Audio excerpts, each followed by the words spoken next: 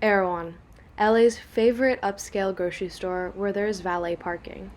Erewhon spelled backwards resembles nowhere, but it came from somewhere, and it's from Japanese immigrants to be exact. In Nina Ichikawa's essay, Giving Credit Where It Is Due, she writes about the impact Asian American farmers have had on American food.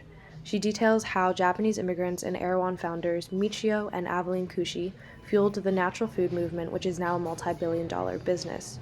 Despite the Kushi's impact, articles in LA Times that mention Erewhon leave out information about the store's Japanese origins.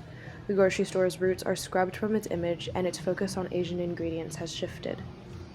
Reading about the erasure or lack of attention to Asian American farmers and food pioneers, I can't help but think of the internment of Japanese Americans. While in internment, Japanese farmers lost their land, their crops went unattended, and their equipment was stolen.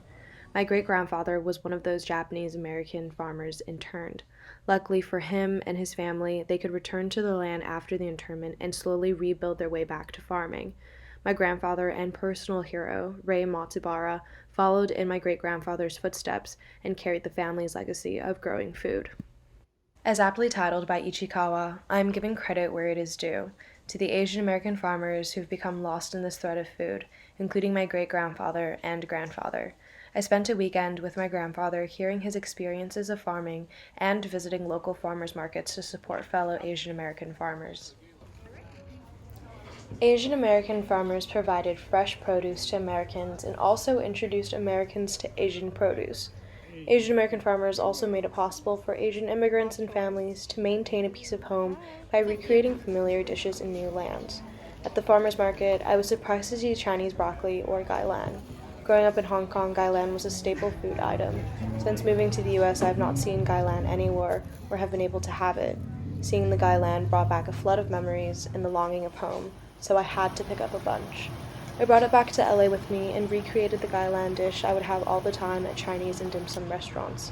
Gailan with oyster sauce. It was simple, yet so meaningful to me.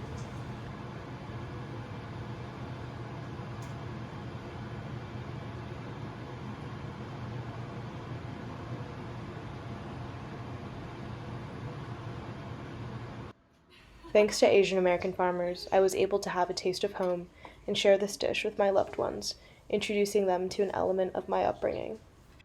My grandfather, in particular, grew grapes. He grew table grapes for eating, wine grapes, and raisin grapes. So here's to you, Ji-chan, and thank you for everything you've done. Itakimasu. Itadakimasu!